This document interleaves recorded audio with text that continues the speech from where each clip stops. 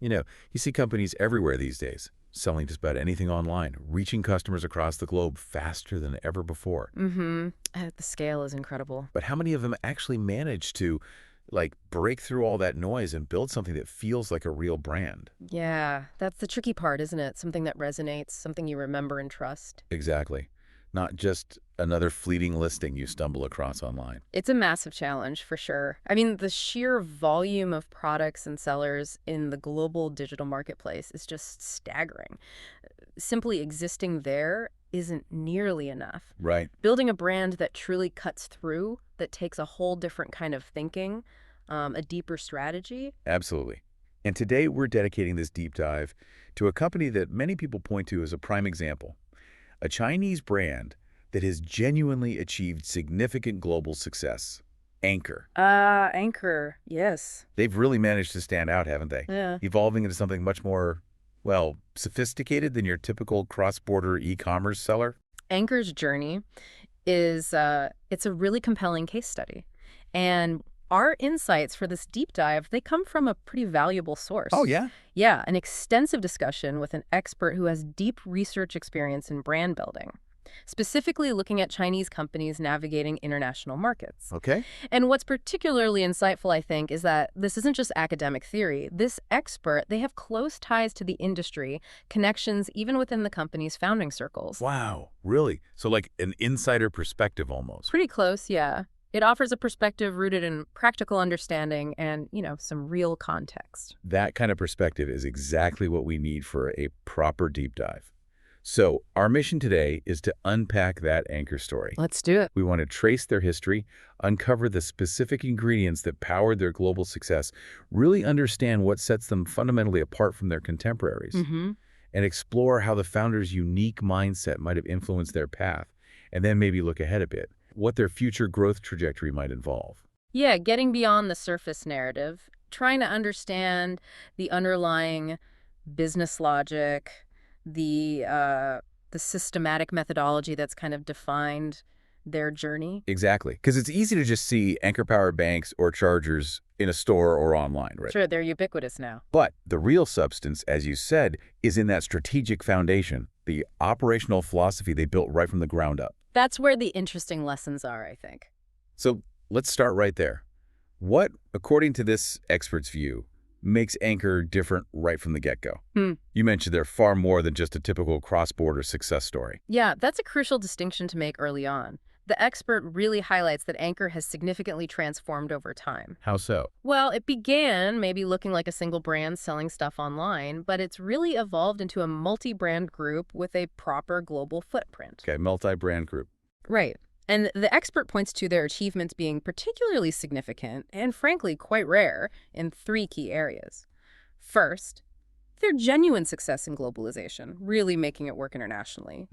Second, their capability in multi-branding so, effectively managing and growing multiple distinct brands under one corporate umbrella. Not easy. No, definitely not. And third, their success in premiumization.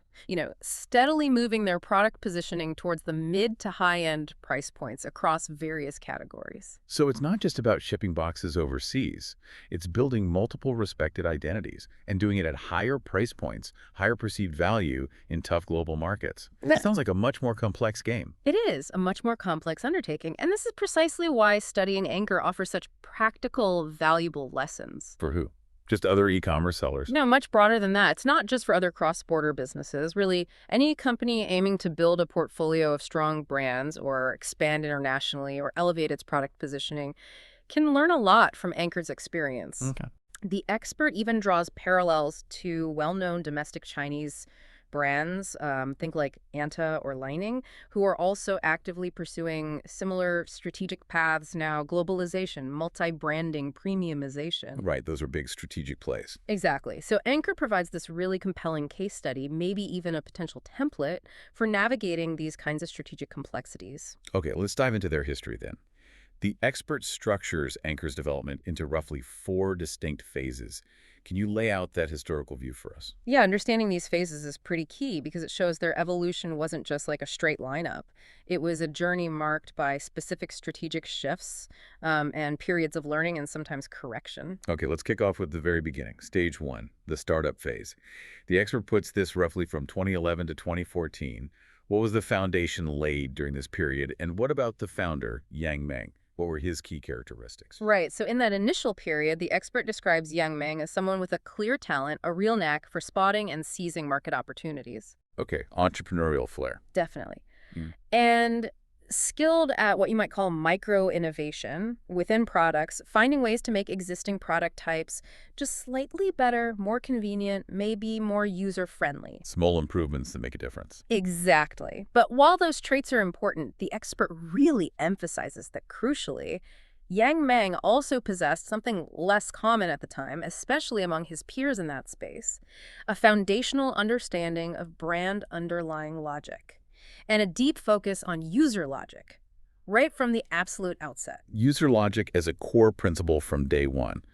What does that actually look like in practice for a brand new startup? Well, it means the business didn't just start by, looking at what competitors were selling or what keywords were trending on Amazon. Which is what a lot of sellers do, right? Oh, absolutely. That was the common playbook. Instead, Anker started by observing and really trying to understand user insights, the actual needs, the frustrations, the pain points that users experienced in their daily lives with technology. The company's very first successful product, what's often called a SAT or hit product in the sources. A hit product, yeah. That was a direct result of this user-centric approach.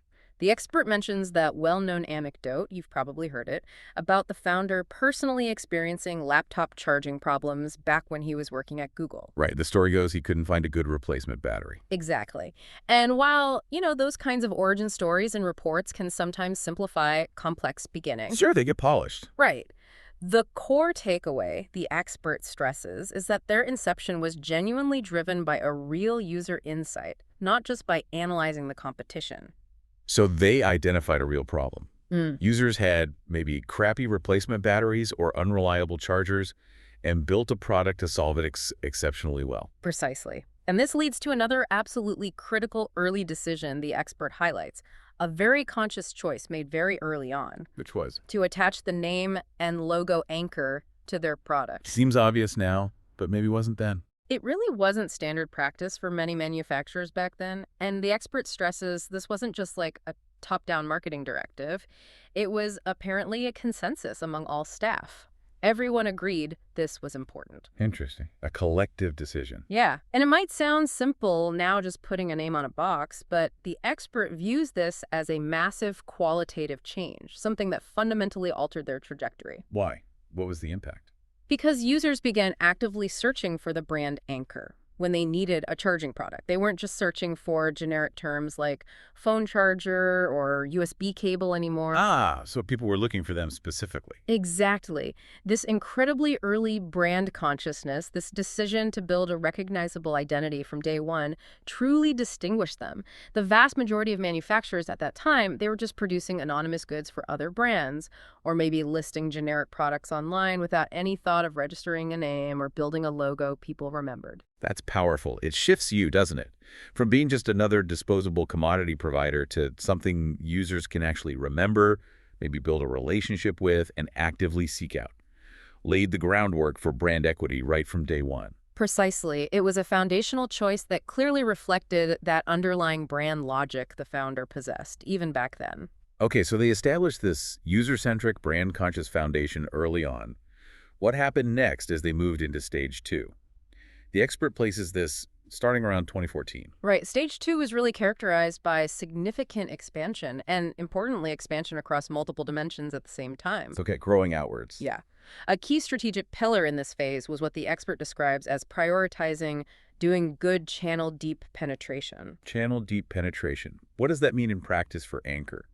Sounds a bit like jargon. Yeah, it can sound that way. But basically, it refers to building a multi-channel layout early on and, crucially, investing significantly in it. So not just relying on Amazon. Exactly. While Amazon remained, and actually still is, their dominant sales channel, accounting for, over 50% of their revenue. Anker actively invested resources, money, and people into establishing a presence across various other online marketplaces, their own website, and eventually even offline retail channels. Okay, diversifying their reach. Yes. And the expert points out this willingness to invest heavily in marketing, sales, and channel penetration from an early stage is a key differentiator. Many companies back then, including even established domestic Chinese brands, were often hesitant, maybe unwilling, to venture beyond their primary, comfortable sales channel. They stick to what they know. Right. They focused almost exclusively on platform-specific operations, like optimizing Amazon listings and acquiring traffic just within that one ecosystem. Anker was willing to spend the money and effort required to truly penetrate diverse channels and meet customers wherever they were. So they were building resilience that way and reaching users in different contexts, not just being totally dependent on one platform's rules or algorithms. Exactly. Diversification of reach was critical. Yeah. And alongside this channel expansion, they also began category expansion, moving beyond just chargers. Makes sense. However, the expert notes that in this initial expansion phase, the categories they moved into were pretty carefully selected. They were generally clustered around existing user needs related to their core products. So logical extensions. Yes, if you were selling great chargers, the logical next steps were complementary products that the same user base would likely need, things like high-quality cables, portable power banks, maybe some audio products later on, things that fit within that user's ecosystem of power, connectivity, and mobile accessories. Right, expanding outwards from that core user's needs and surrounding their digital lifestyle, you could say. Pretty much. Now, the expert also touches on a specific strategic experiment that occurred a bit later in this phase, around 2019. So, This was the attempt to use external TP partnerships. TP, what's that stand for? The source mentions it's maybe analogous to the Taobao partner model seen domestically in China, basically leveraging third-party operational or category expertise to enter and manage new product categories more quickly. Ah, like outsourcing category management to speed things up. Sort of, yeah. It seems Anker explored this as a way to potentially accelerate expansion into areas where they maybe lacked deep internal knowledge or capability at the time. Did it work? Well, the expert specifically views this experiment as potentially a step backward strategically, or maybe a bit reversed from their core strengths. Really? Fine. While it might have seemed like a necessary intermediate step, or maybe an experiment influenced by, external trends popular at the time, incubator models, rapid scaling, it appears, it didn't fully align with their internal brand-building DNA and their product development genes. So a tactical exploration into outsourcing growth that perhaps didn't quite mesh with their established model of building things carefully in-house. That seems to be the expert's read on it. A detour in execution, perhaps. But 2019 also brought something huge. A massive validation of their brand-building efforts. Oh, what is that? Becoming an official Apple-authorized charging brand through the MFI program made for iPhone Pad. Oh, wow. That must have been huge for their credibility, especially back then. Tremendously significant. Yeah. The expert really emphasizes the impact of gaining that official authorization from a global powerhouse like Apple. Yeah. Apple doesn't just let anyone in. Exactly. For a Chinese brand at that time, it wasn't just about, gaining a new sales channel or a license. It was seen as a major breakthrough in brand mindshare and recognition, what the source calls AX&G globally. So changing how people thought about them. Yes. It represented earning real respect and validation from a dominant premium player like Apple. It signified a real shift for a Chinese brand from maybe just operating quietly and effectively in the background to achieving genuine worldwide recognition and respect within a very discerning premium ecosystem. Moving from being perceived perhaps as just a capable supplier or accessory maker to being recognized and authorized by one of the world's most admired tech companies. That's a powerful statement about their quality and their brand standing. It certainly was a major milestone, a clear validation of the brand-centric path they'd been on since the beginning. Okay, that brings us up to stage 3 then. The expert calls this the forward strategy phase, roughly from 2020 to 2022. What was the driving force and the outcome of this period? Yeah, this phase was apparently initiated by a strategy explicitly proposed by the founder, Yang Meng. And according to the expert, it was initially somewhat unclear, maybe even confusing to external observers what it really meant. Forward strategy. Sounds ambitious but vague. Right. but looking back now, the expert interprets it as a period focused on aggressively expanding and improving the company's horizontal positioning. Horizontal positioning, you Yeah. mean just broadly expanding into many, many different product areas. Yes, exactly that. This strategic push led to very rapid personnel growth within the company, hiring lots of people quickly, and the development of numerous, often seemingly unrelated product categories. Unrelated how? Like really different stuff. Yeah. The expert cites specific examples mentioned in the source material, things like robotic lawnmowers, Whoa, okay. residential energy storage solutions like home batteries, and even 3D printing. That's a diverse portfolio, lawnmowers and 3D printers. It is, and apparently this period of rapid, broad expansion into sometimes surprising and quite disparate areas was actually quite common among many cross-border companies during this specific time frame, maybe 2020, 2021. Why was that? Potentially fueled by market trends like incubator models being popular, racing horses, they sometimes called it, testing lots of ideas, and also probably fueled by a lot of available venture capital flowing into the space at that time. Right. Easy money encourages big bets.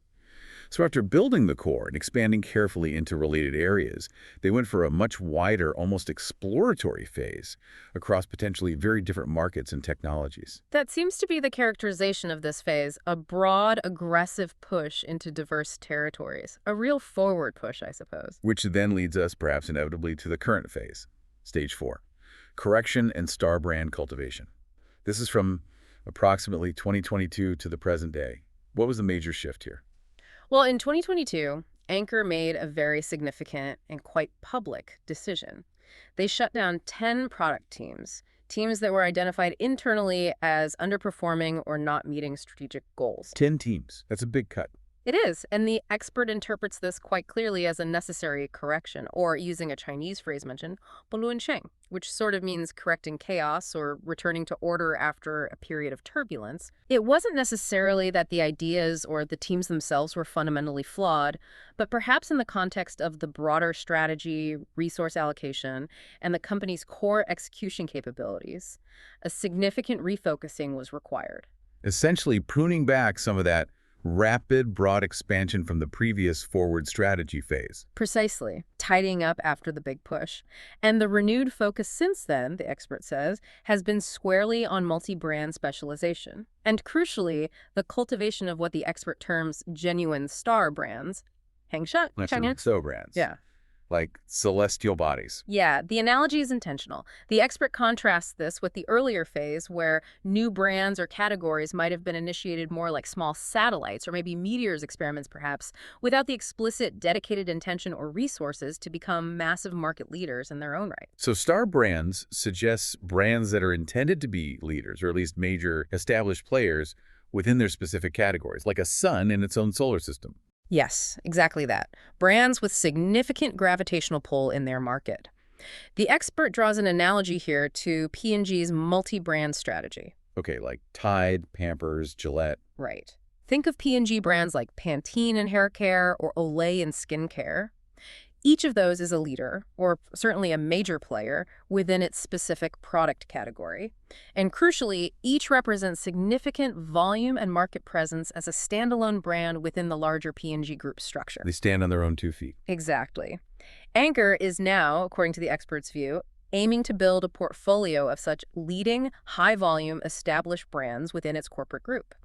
This current phase, stage 4, is very much about identifying those high-potential brands within their existing portfolio and intensely nurturing them, pouring resources into making them genuine category leaders where possible. So this strategic shift is from broad exploration and testing many things to identifying the likely winners from that phase and really doubling down, pouring resources into making them dominant brands in their specific niches. That appears to be the key insight from the expert's perspective on this current phase, a move towards building a more robust, sustainable group structure based on cultivating category dominance for a select portfolio of key brands. This brings us to a really fascinating point the expert makes about the fundamental difference between Anker and many of its contemporaries, especially those who started in the cross-border e-commerce space around the same time. What is this core divergence, according to the expert? Yeah, this is where the expert argues Anker's whole approach, their DNA, was fundamentally different right from day one.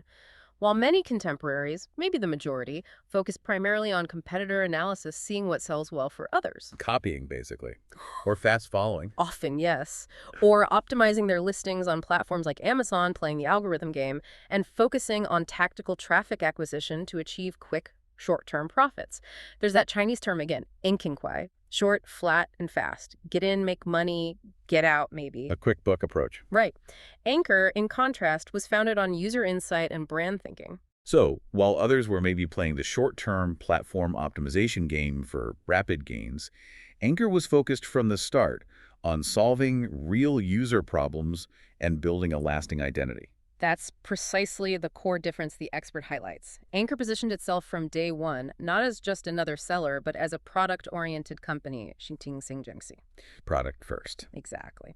Their primary focus and priority were always on the product quality itself and the overall user experience around that product. That came before simply being a channel or traffic-driven seller whose main goal was just moving anonymous goods as quickly as possible. That sounds like more than just a difference in tactics, doesn't it? Yeah. It feels like a fundamental difference in their operational DNA, their purpose as a company. It really appears to be. The expert emphasizes that Anker's underlying business logic is inherently brand-centric. User thinking is described as its absolute first principle. First principle, meaning Meaning, their strategic decisions are primarily driven by understanding what users truly need, what problems they face in their daily lives, and how Anker can design products and experiences that exceed their expectations. okay. Now, of course, they are certainly aware of competitors. They react tactically, they have to. But competition itself is not the primary strategic driver. They are building based on identifying and solving user needs, not just reacting to what rivals are doing this week. Building from the user up, not the competitor across. You could put it that way, yes. This leads us to another really critical point. The expert makes the crucial role of the operating environment, particularly contrasting the overseas market environment like Amazon in the US or Europe with the domestic Chinese e-commerce landscape, especially back when Anker was emerging. How did this environment influence Anker's trajectory? This is a really key part of understanding why Anker could thrive using its specific, maybe unconventional at the time, approach. The expert draws a sharp contrast between the operational philosophies, the underlying missions, of global platforms like Amazon and domestic Chinese ones like Alibaba's Taobao and Tmall, particularly in their earlier formative years. How are they different? Well, Amazon's stated mission, and you see it reflected in its operational framework, is fundamentally customer-centric or consumer-centric. Their focus is squarely on, creating convenience, better products, providing a great experience for the end customer. Right, customer obsession is their mantra. Exactly. And this translates into a system designed around pretty clear rules and, crucially, often significant penalties for practices that degrade the customer experience or violate trust. Things like brush orders, using fake sales to artificially inflate rankings. Amazon generally cracks down hard on that. Because it hurts buyer trust. So if a focus on building long-term trust and a reliable, predictable experience for the buyer. Exactly. Now, in contrast, the expert describes platforms like Alibaba's Taobao and Tmall, especially historically, as having a more merchant-centric mission. This was encapsulated in their famous goal of making sure there was no difficult business under the sun. Empowering the seller. Right. A noble mission in its intent to empower millions of small sellers. But this focus sometimes led to prioritizing gross merchandise volume, GMV growth, the total value of stuff sold, and perhaps being more tolerant of practices like brush orders or rapid copying of successful products. Because arguably, those practices could facilitate merchant activity and platform growth, even if they weren't always ideal for the end consumer experience or for fostering genuine, deep innovation. So different priorities, customer focus versus merchant enablement, leading to different operational norms and rules, written or unwritten. Precisely. And this ties directly into another key concept, the rule of law and innovation protection. The expert argues strongly that the overseas environment, particularly in markets like the US and Europe, offers significantly better protection for innovation. Legal frameworks, especially around patents and intellectual property, are generally more robust and more consistently enforced. And the platforms themselves, like Amazon, often have rules that penalize blatant copying and IP violations. This whole environment effectively increases the cost for competitors to simply replicate a successful product. Makes it harder and riskier to just copy someone else's good idea. Exactly.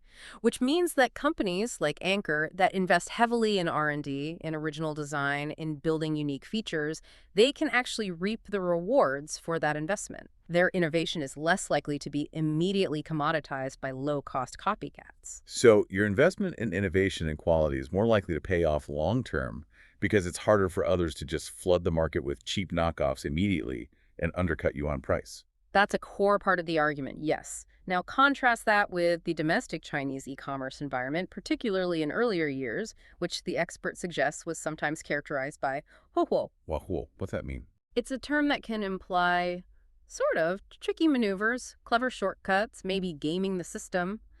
And coupled with that was the phenomenon of very rapid copying. This combination made it incredibly difficult for true innovators in the domestic market to consistently profit from their innovations, Why? because their new products or features could be replicated almost overnight by others, often by competitors who didn't have to bear the initial R&D costs. This dynamic could easily incentivize a race to the bottom on price, where everyone competes mainly on cost. Right, where the competitive edge becomes less about genuine innovation and quality and more about who can cut costs the most or employ the cleverest platform tactics. Yes. And here's the expert's crucial point. Anker's core operational genes, their deep-seated focus on systemic efficiency, their adherence to rules and quality standards, their dedication to long-term product development and brand building, these characteristics were a much, much better match for the overseas market environment, like the one fostered by Amazon. Their nature fit the environment better. Exactly. In the domestic market at that time, different skill sets may be being highly adept at acquiring cheap traffic or skillfully navigating the wanfin, the unwritten rules or flexible tactics common on platforms. These were often more critical for rapid scaling. Anker's strengths lay elsewhere. So Anker's innate strengths, their company DNA, were amplified and rewarded by the specific conditions and rules of the overseas markets they chose to focus on initially. That's the core argument. The expert even posits that Anker might not have reached its current scale and level of success had it primarily focused on the domestic Chinese market initially, precisely because its core operational genes were just better aligned with the overseas environment. Wow. That environment supported a more sustainable business model for Anker's specific approach. It allowed them to focus on building quality products, continually iterating and improving them generation after generation, and crucially, gradually increasing their average product price over time. Which is really hard to do in consumer electronics, right? Yeah. Prices usually go down. It's remarkably difficult. Prices typically erode rapidly in electronics due to technology cycles and competition. Achieving consistent price increases requires continuous, meaningful investment in functional or technological innovation and building genuine brand value, that intangible quality that makes customers willing to pay a premium. The overseas environment made that possible for Anker. That's a powerful insight.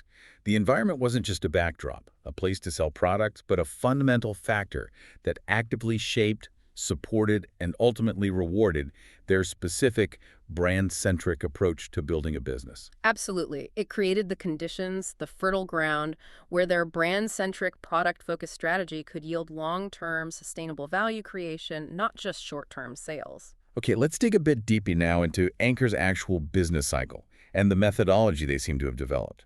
How does this underlying logic, this user-first, brand-centric approach, translate into their actual process for developing products and building new brands?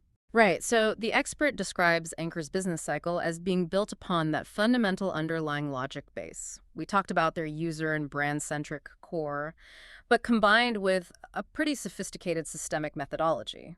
It's not just intuition or reacting haphazardly to market fads. There's a system. A repeatable system for creating success, ideally? Precisely. That's the goal.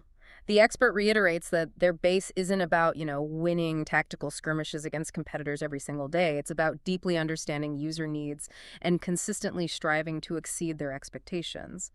Anker, they argue, aims for systemic success, not just isolated wins with individual products here and there. Okay. And the founder, Yang Meng, is described as being particularly adept at abstracting methodology, taking lessons learned and turning them into principles, and also conducting system research, really thinking about how the whole system works together. Abstracting methodology. Yeah, the expert links this capability directly to his unique background. That combination we mentioned, rigorous Peking University computer science training, which provides strong logical and abstract thinking skills. The engineering brain. Right. But blended with a background or at least a strong interest in humanities and literature, which likely contributes to a more, let's say, poetic or compelling communication style, and maybe a deeper understanding of human behavior, perception, and narrative, how people actually relate to brands. So turning the lessons learned from one success, maybe with a charger, into a repeatable formula or a set of principles that can be applied when they decide to launch, say, headphones or speakers. Yes, exactly. Taking the core principles and processes that led to success with one product or brand and distilling them down into repeatable methodologies that can be taught, learned, and applied across the organization. This capability is absolutely vital for their multi-brand replication strategy. Make sense? The expert notes that while launching each new brand is still really hard work, you still have to start somewhat from scratch, understand a new market. New users having that underlying user brand logic provides a consistent guiding framework. And having a systemic methodology helps improve the efficiency and, hopefully, the likelihood of success with each new venture they undertake. So they ideally get better at building new brands and entering new categories over time because they are consciously learning and systematizing that learning process. That's the core idea, yes. The expert also makes a really key distinction here between big items, diabina, and hit items. By opt. Big items versus hit items, what's the difference? Hit items are often those short-lived trends we talked about, products that suddenly become super popular, maybe due to a fad or some viral marketing, but they might disappear just as quickly. Think fidget spinners, maybe. Okay, flash in the pan sometimes. Right. Big items, doll and pin on the other hand, are those long-term enduring products. Products that have proven their value through sustained market performance, continuous user iteration and development over multiple generations. The classic example is something like the iPhone. It evolves constantly, but it remains a core, enduring, big item. Products that are not just popular now, but have real staying power and continuous development paths built around them. Exactly. And for a multi-brand group like Anker, the ability to successfully replicate the creation of these big items across its portfolio in different categories is crucial validation. It proves that their methodology is sound, that their system works, rather than their initial success being just a lucky break or a one-off accident. Right, it shows the process is repeatable. Yes. And the fact that Anker, according to the expert, has successfully cultivated at least 3 distinct successful brands, presumably their core Anker charging brand, plus maybe Soundcore Audio and Eufy Smart Home, is seen as strong positive validation of their underlying systemic methodology. It shows they can do it more than once. It demonstrates they can build more than just a single success story. They can build a portfolio. Exactly. Now, looking at their product evolution again through these historical stages, the expert traces that journey we discussed earlier. Yeah, let's recap that flow. It starts from that initial tight focus on charging, born directly from user insight and that early brand awareness decision. Then comes the expansion into logically related categories like cables and power banks. Then came that broader deviation phase. The forward strategy. Right, stage 3. Venturing into unrelated categories like lawnmowers and 3D printers. And now the return to focus in stage 4, consolidating, shutting down underperforming teams, and concentrating resources on multi-brand specialization and cultivating those star brands. Okay. The expert frames those deviations into unrelated categories during stage 3 primarily as tactical explorations. Maybe necessary experiments, but tactical. Not core strategy changes. Not fundamental shifts in their core strategy is the argument. They were perhaps heavily influenced by external trends popular in the market at that specific time, like those venture capital-fueled incubator or horse racing models where companies rapidly tested dozens of ideas, hoping a few would hit big. Right. And also potentially influenced by the sheer availability of capital, which might have led them, perhaps temporarily, to loosen some central control over the definition and direction of new brands or products being launched by these rapidly formed teams. So those ambitious expansions into things like lawnmowers might have been partly tactical tests driven by market trends and available cash, rather than deep core strategic shifts from the user-centric model. That appears to be the expert's interpretation, yes. And they connect this specific challenge, the difficulty in expanding successfully into many diverse, potentially unrelated areas. Simultaneously, they link this directly to the classic concept of the innovator's dilemma. Clayton Christensen's idea. Exactly. The expert explicitly links Anker's difficulty in internally replicating success across many disparate innovation areas to this well-named challenge. The difficulty that large, established, successful companies often face compared to more agile startups when trying to innovate in entirely new, unrelated markets that might disrupt their existing business. So it's that classic problem, right? Big companies sometimes find it hard to nurture those potentially disruptive internal startups because the main business processes and values are optimized for the existing successful products. Precisely. And the expert notes this is a common hurdle, a shared challenge. For many Chinese multi-brand companies attempting broad, rapid expansion into unfamiliar territories, it's not unique to Anker. It's hard for a big, successful company to maintain that nimble, maybe slightly chaotic, innovative spirit of a startup in multiple new ventures all at the same time. It is incredibly difficult. But circling back, the expert emphasizes that Anker's detours or experimental phases, like the forward strategy expansion or the TP partnership experiment, were largely tactical deviations in execution. They weren't fundamental strategic errors. Why not strategic errors? Because their core strategic compass being deeply brand and user-centric and pursuing a deep penetration strategy across multiple channels that remained intact throughout. The underlying philosophy didn't change. The challenges arose more in the implementation models they attempted for expanding rapidly into those new categories, or the execution methods they tried, like using external TPs or incubator-style teams, which didn't fully align with their core strengths, their internal genes, or maybe the specific requirements of those new market environments they were entering. So the fundamental strategy was sound, but some of the specific methods they used to execute rapid expansion were perhaps less aligned or ultimately less effective for them, requiring that later correction. That seems to be the key takeaway on that period. The strategic direction remained consistent, but the tactical approaches chosen to scale rapidly into very new areas proved challenging and ultimately required that significant course correction we saw in 2022. Okay, that makes sense. Now, building and managing a complex entity like this, a multi-brand group operating globally, aiming for premium price points, that isn't just about strategy and products, is it?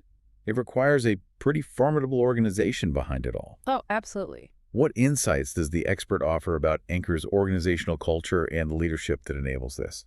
You're spot on. Managing a complex structure like Anker's multi-brand, globalized, increasingly premiumized, absolutely demands a strong, well-oiled, systemized organizational capability. Systemized capability. It encompasses everything. The core company culture, the leadership philosophy and style, how they attract and develop talent, the organizational structure itself, the processes, the communication flows. It all needs to work together effectively as a system to support that complex strategy. And what's particularly noteworthy about Anker's organizational culture, according to the expert? The expert highlights what they identify as Anker's distinct organizational culture, and they give it a name. The creator culture, Wero, Chuanzhao Jivenwa. Creator culture sounds aspirational. It does. And the expert explains that this culture, it's not just, some corporate slogan slapped on a wall. It apparently flows directly from the founder's core values and deeply held principles. Yang Meng's values. Yes, and these principles are actively promoted, communicated, and supposedly lived within the company. They emphasize concepts like first principle thinking, Dijing, really getting down to fundamental truths. Okay. Seeking the ultimate, Qizhizingni, which implies a relentless pursuit of excellence and perfection. Right. And common growth, where Gong Chengxing, meaning the company and its employees grow and develop together. So a focus on fundamental truth, relentless pursuit of excellence, and collective development. It's quite a set of values. It is, and the expert observes that this specific culture seems strategically designed to attract a particular type of talent. Who are they trying to attract? Individuals who are genuinely interested in innovation, creation, and building something new. People motivated by the challenge and the craft itself. It appeals, potentially, to a different demographic or mindset than companies whose cultures might be purely driven by sales metrics, short-term performance targets, or may be characterized by intense internal competition and high pressure. So it's about drawing in people who are intrinsically motivated by the process of creating and improving, not just by the paycheck or the quarterly bonus. That seems to be the idea. A deliberate effort to build a team that is deeply aligned with the company's core values of innovation, product excellence, and that long-term perspective. Makes sense if you want to build enduring brands. Exactly. And here's another key insight shared by the expert, which I found fascinating. It's the idea that Anker, perhaps implicitly or maybe even explicitly, treats the organization itself as a brand. The organization is a brand. How does Yeah. that work? They seem to apply the principles of brand thinking internally, understanding their employees much like they strive to understand their users, focusing on their mindset, their motivations, their experience working within the company as a way to motivate positive contributions and build internal loyalty and engagement. So managing the employee experience like you manage the customer experience. Kind of, yes. It's seen by the expert as potentially more effective for fostering long-term commitment and high-quality contributions than simply relying on purely transactional performance-based incentives or a culture built primarily on high pressure and demands. It's about fostering a shared identity, a sense of purpose, and a positive internal environment. That's a really interesting parallel, applying the same brand building principles you use for external customers to your internal team, your employees. It makes a lot of sense when you think about building a strong, cohesive unit with a shared mission, especially one focused on creativity and innovation. The expert also points out the relative rarity and the significant strength of Anker's stable core founder team. Stable founder team. Yeah, they note that having a core group of, say, 3 to 5 individuals who have stayed together and worked effectively for such a long period through all those growth stages is actually quite uncommon in the fast-paced startup and scale-up world. True, founder breakups are common. Very. They describe a perceived division of roles within this core team. Maybe the founder, Yang Meng, often seen as the spiritual leader, the chief visionary, or the primary methodologist, while others in the core team might handle more of the day-to-day operational execution. However, they emphasize the founder's continued deep influence on the overall strategy and, crucially, the culture. So a strong, consistent leadership core provides significant stability and continuity, especially during periods of rapid growth or change. It's definitely highlighted by the expert as a key asset for Anker, and the expert circles back again to the founder's unique educational and intellectual profile, that combination we keep mentioning. The comp sci plus humanities blend. Right. The rigorous Peking University computer science training, providing those sharp, logical, and abstract thinking abilities, coupled with that background or interest in humanities or literature. This blend seems to profoundly shape both the company's analytical approach to defining methodology and systems and its more evocative, compelling communication style, including how it defines and talks about its own culture. Like the creator culture name itself. Exactly. The expert actually calls the framing of the culture as creator culture, and the use of those aspirational terms like seeking the ultimate, they call it brilliant marketing. Not deceptive, but brilliantly chosen language that reflects this unique blend of deep strategic thinking and powerful, resonant communication. That combination of analytical rigor from the engineering side and creative, human-centered communication from the humanities side seems to be a really defining characteristic. It influences their ability to build not just products, but compelling brand narratives and an attractive internal culture. It really appears to be a powerful, maybe even unique source of their distinctive approach and their sustained success. Okay, let's shift gears slightly and look ahead. What are the significant challenges Anker faces now or might face going forward? And what does the expert suggest their future growth trajectory might look like? Right. The expert offers a pretty nuanced view on these points. Firstly, they really encourage a reframing of how we typically think about competition in business. Reframing competition, how so? Well, while competitors are certainly present in all their markets and they have to be dealt with tactically, the most crucial battleground, the expert argues, isn't really the Amazon search results page or the retail shelf space. It's ultimately the user's mind, Yunguzinzi. The user's mind, meaning perception and prescience. Exactly. They stress that focusing on truly understanding user mindset, building a strong positive relationship with the user, and occupying a distinct and valued space in their perception that's far more important for long-term success than simply reacting to every move a rival makes. Interesting. They go as far as to suggest that often, when businesses decline, it's precipitated more by internal weaknesses, maybe losing touch with the user, product stagnation, organizational issues, rather than being solely caused by external competition just suddenly getting better. So the biggest threat is often internal drift, or failing to stay relevant and connected to the user, more so than a competitor launching a slightly cheaper product. That's the core perspective offered, yes. Look inward first. The expert also emphasizes that in today's complex business landscape, competition is increasingly about systemic efficiency. Systemic efficiency again. Yes. Market share, they argue, is just one metric. Often it just reflects how good your channel reach or marketing penetration is at a single point in time. True, enduring strength, they argue, lies in excelling across the entire interconnected system. The whole value chain. Pretty much. The quality and innovation of the product itself, of course, but also the strength and clarity of the brand asset you've built, the depth of your ongoing user insight, the effectiveness of your content, your communication, your storytelling, the breadth and efficiency of your sales channels, online and offline, the capability, culture, and structure of your organization, and the robustness and responsiveness of your supply chain. Winning consistently requires optimizing and excelling across that whole system, not just being good at one or two parts. It's about the integrated performance of the entire complex interconnected system. Much harder to copy than just one product feature. Precisely. Much harder. The expert also discusses some common pitfalls that companies drawing lessons partly from Anker's journey, but also from broader observations of many companies often fall into when they attempt to expand into new categories. Pitfalls in expansion. Like what? Several common ones. Confusing brand with category, just assuming that launching a product in a new category automatically creates a new brand without real investment. Underestimating the value of their existing brand assets, or conversely, underestimating the sheer effort and resources required to build new brand assets from scratch in a new space. Okay. Also, lacking a clear multi-brand logic. How do the different brands in the portfolio relate to each other? Is there synergy? Is there a clear reason for them to coexist under one roof? Another one is over-reliance on volume pushing or listing optimization tactics that might have worked well when they were a single product or single channel seller, but don't scale or translate well to building sustainable brands in new categories. Using the old playbook in a new game. Exactly. And a really crucial one, organizational mismatch. Trying to expand rapidly into new areas or manage multiple distinct brands with an organizational structure, a talent pool, or a company culture that simply isn't equipped for that level of complexity or the different demands of those new businesses. Right.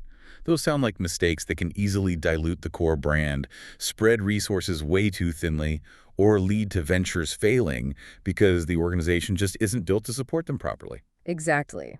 These are common ways expansion efforts can stumble, and the expert also introduces, maybe somewhat philosophically, the point about the human element and inherent non-rationality in business. People aren't always logical. Yes. Shocking. Right. Companies being run by humans are not perfectly rational, predictable machines.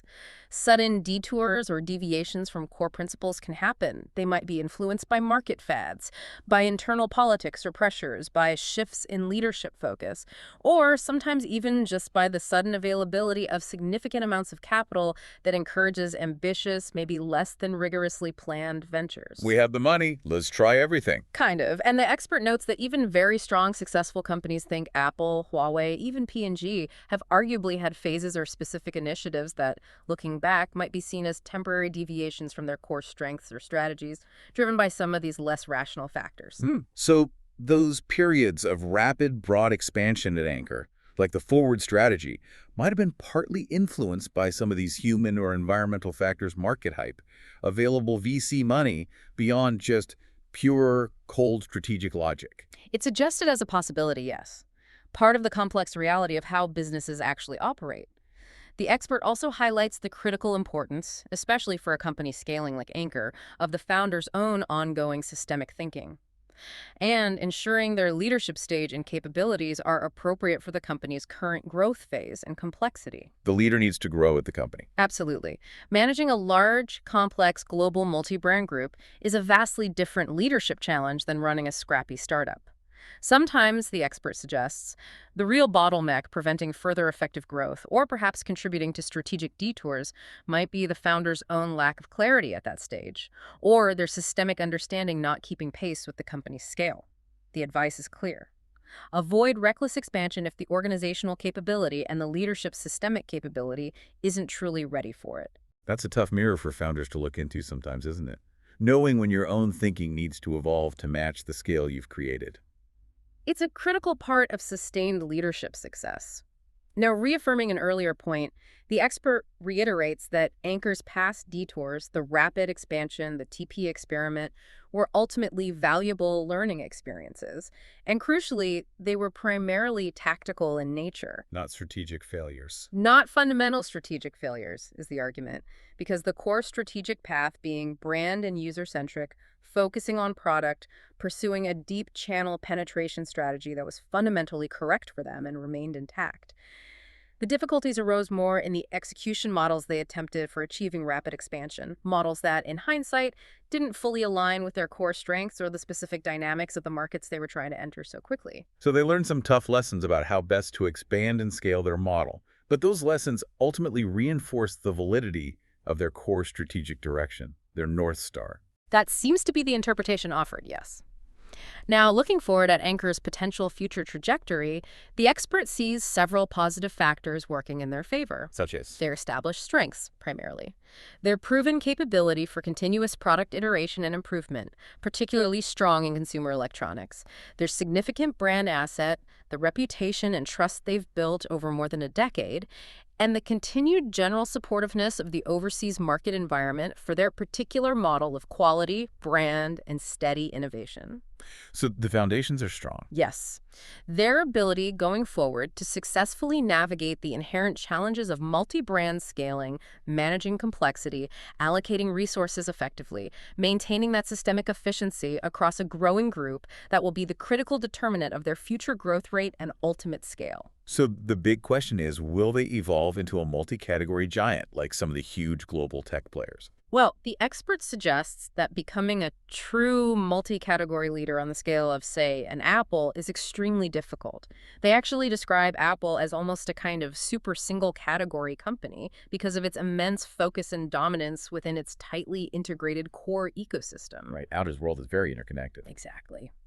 Anker's path, the expert believes, is more likely centered on building multiple, strong, leading brands within its group structure. Success isn't necessarily about the Anker brand itself dominating every category it enters. What does success look like then? It looks more like having several distinct brands within the Anker Innovations Group that become leaders, or at least major respected players, in their specific niches. For example, potentially becoming a strong second or third tier player globally in categories like robot vacuums with Eufy or headphones and speakers with Soundcore, alongside maintaining their historical core strength and leadership in power and charging solutions under the main Anker brand. So success looks more like building a successful portfolio of several powerful, maybe category-leading or strong contender brands, rather than trying to make one single anchor brand dominate everything from chargers to lawnmowers. That seems to be the expert's view based on Anker's current strategy, its model, and its potential. It's about building a strong group of star brands.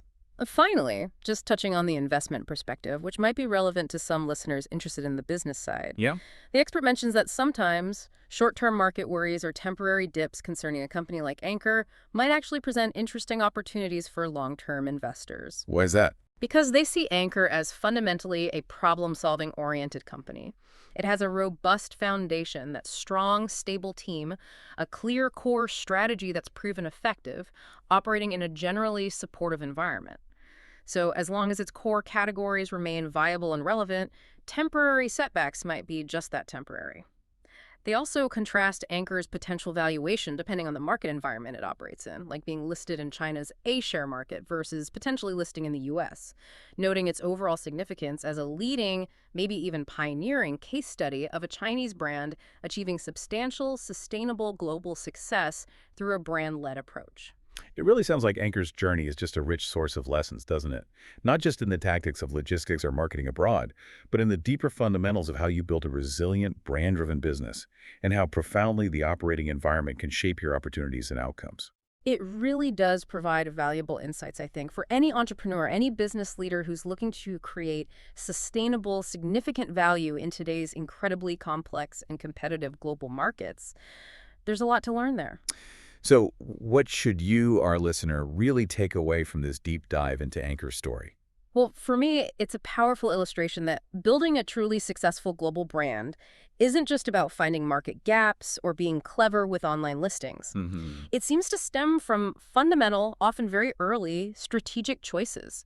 Things like a deep genuine commitment to understanding and serving the user, prioritizing product quality right from day one, even when it's harder, making that conscious early decision to build a recognizable brand identity, not just sell generic goods, Absolutely. and perhaps most critically, operating within or maybe even actively seeking out or helping to shape an environment where your core business logic, your specific operational DNA, is best positioned to actually thrive and be rewarded. And I'd add their ability, as we discuss, to abstract their methodology, to learn systematically, to cultivate that distinctive creator culture that attracts the right talent.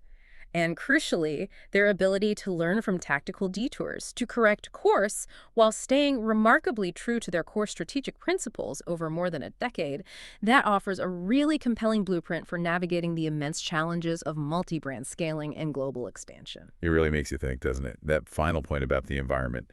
How much of any brand's ultimate success is determined by just having a sound strategy and a capable team executing it?